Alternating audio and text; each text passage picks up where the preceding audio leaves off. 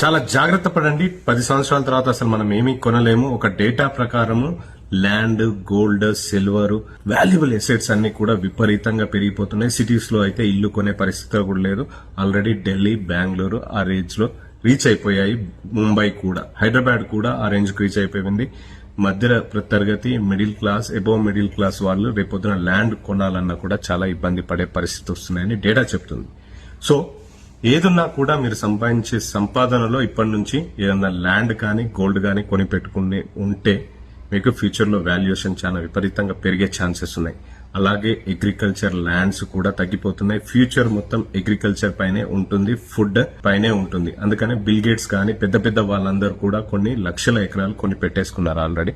మీ దగ్గర ఉన్న తక్కువ అమౌంట్ కి దూరంలో ఒక అగ్రికల్చర్ ల్యాండ్ వచ్చినా కూడా కొని పెట్టుకోండి. ఫ్యూచర్ లో ఫుడ్ క్రైసిస్ రాబోతున్నాయి అనేది కూడా ఉంది.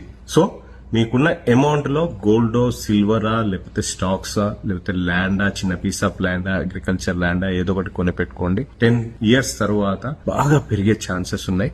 ఎవరికి అందని రేట్లో వెళ్లే ఛాన్సెస్ ఉన్నాయి. అంటే క్రైసిస్ ఒకసారి వచ్చి మార్కెట్ ని ఆపేస్తే దాని తర్వాత బూమ్.